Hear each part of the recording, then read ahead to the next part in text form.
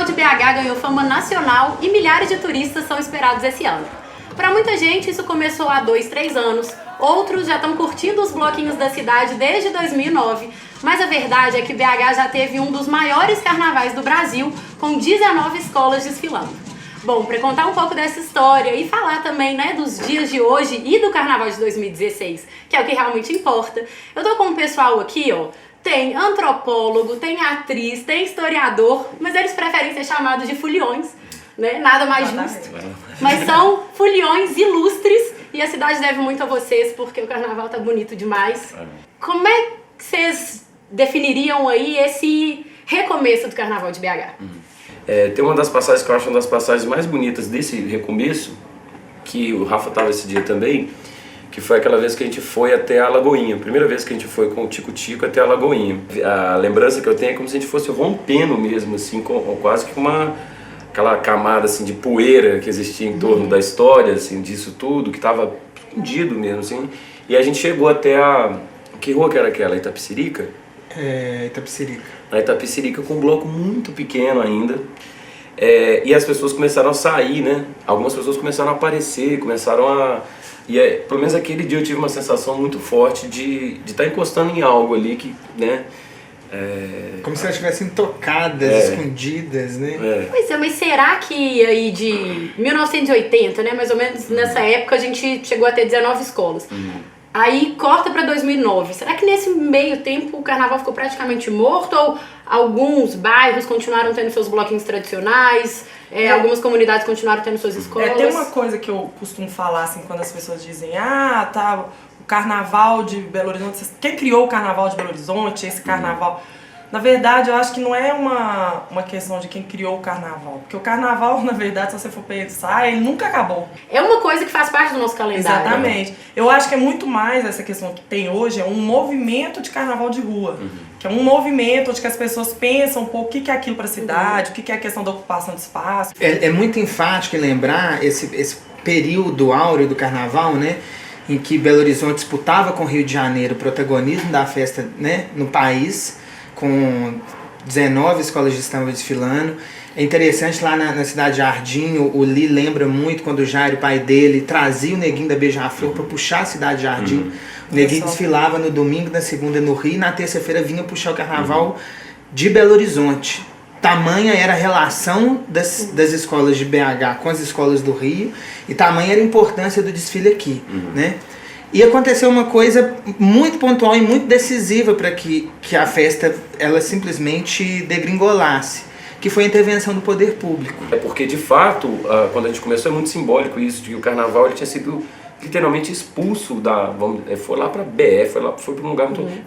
Foi expulso quase dessa cidade imaginária que a gente tem aí, que é essa Belo Horizonte, dentro da Contorno. E se eu só for ver o mapa hoje do carnaval, ele existe em grande medida ainda dentro da Contorno.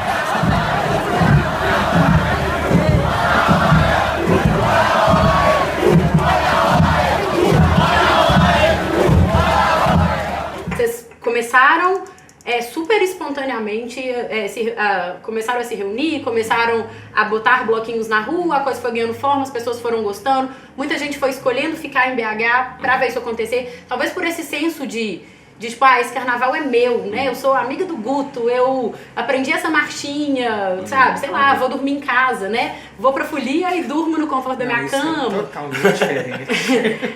Poder falar carnaval e dormir em casa. Não tem preço. Quem já dividiu aí quarto com, sei lá, 20 pessoas em Diamantina sabe o valor que isso tem. Em Recife eram quantas pessoas que a turma ia pra lá? Era 100 pessoas numa casa. Como é que vocês veem um pouquinho dessa história de 2009 pra cá e o que a gente pode esperar, assim, não sei, do Carnaval de 2016? Que uma das coisas que vem marcando é essa diversidade. A gente não tem uma história única, né, do Carnaval. A gente está vendo várias histórias. Eu vejo todo ano isso sendo reinventado mesmo. Grupos que surgem, aí tem um bloco que é de gente que se conhece às vezes no bloco e se torna amigo no bloco, fica muito amigo. A gente se conheceu, por exemplo, no Carnaval, né? Veio nessa coisa de conhecer o Rafa também. A ideia do bloco, e eu sempre falo isso, é vamos dizer, uma fórmula em aberto. Ela não tem uma regra, né? As pessoas tendem a enxergar muita norma, às vezes, no Carnaval. Tem que fazer assim, tem que fazer assado. tem que fazer não sei o quê. E aí, o que você acha de quem faz isso? E a minha resposta geralmente é a de que eu não vejo muita norma nisso. Exato, né? concordo. Ela é uma fórmula em aberto. Então, por exemplo, se você quiser fazer um bloco que nem toca samba, marchinha, não sei o quê, ok, maravilhoso. exatamente. Existiu o Black Samba, que era de metaleiro tocando kazoo. Entendeu? Assim, tem um do David Bowie esse ano que eles estão fazendo, entendeu? Então, assim... E normalmente os ensaios dos blocos são abertos à população? Quem quiser pode chegar? Cada bloco ele costuma ter uma estrutura própria, assim. Você tem desde ensaios que são publicizados para se tornar eventos também, uma oportunidade de dar mais visibilidade para o bloco, arrecadar recurso. Né? Há blocos que simplesmente não ensaiam, como o Tico Tico e o Tchá Tchá, por exemplo, que a Devassa... Isso em relação, por exemplo, ao ensaio, muitas vezes é uma demanda de, às vezes, as pessoas que estão participando. O Corte Devassa, desde o início eu falava, gente, a gente não ensaia. Até pra começar, porque, tipo assim, o que a gente vai ensaiar o quê? É juntar e tocar. É o que dá. Só que muitas vezes, às vezes, as pessoas querem um encontro. Mas esses blocos que são feitos especificamente de músicos e que tem essa disponibilidade do ensino daquilo ali, eu acho que isso é muito válido. Porque você aprender um instrumento é muito legal. E o que eu falo, por exemplo, na Corte Devassa, assim, aqui a gente não ensaia, mas fora, se você puder aprender, fazer com a galera, ter um bando de oficina acontecendo, é muito legal. Essa troca de, às vezes, uma galera que toca num bloco, aí chega e ensina o outro, olha, bate assim, que bacana, toca um pouquinho mais baixa a caixa, porque ela é muito aguda, e tal. Isso rola um movimento que é interessante.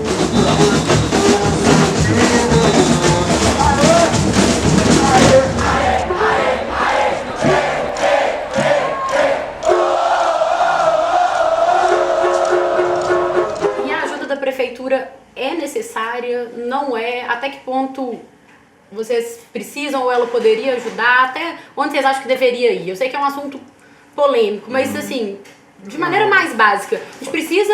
Pô, é muita gente na rua, isso por si só já é meio perigoso, né? Eu acho o seguinte, assim, não é nem que se a presença do poder público é necessária ou não.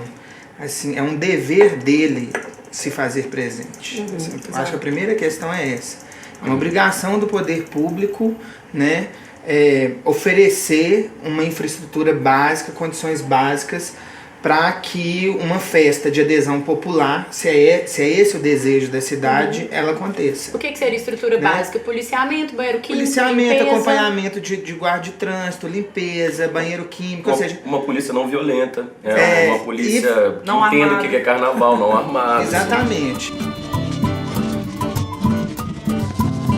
Amor em blocos, a dor da cor, a flor de lótus do tambor. Desde que o mundo é mundo, que o carnaval está associado à fantasia e, né, a gente sabe que viver não é fácil, então também são os dias que a gente tem para se fantasiar, para viver do lúdico, e eu acho que isso é uma parte muito bonita e muito importante. Vocês já estão com as fantasias aí pensadas para os dias do carnaval? Com quanto tempo vocês começam a planejar? Como estamos? Senhora fantasia. Quantas vezes alguém me pergunta, né, como é que eu vou fazer, pra começar, tenta evitar comprar, sabe? Tipo, faz uma troca, ou se você vai comprar, tenta passar num bazar antes, num brechó, ou tenta não sei o quê.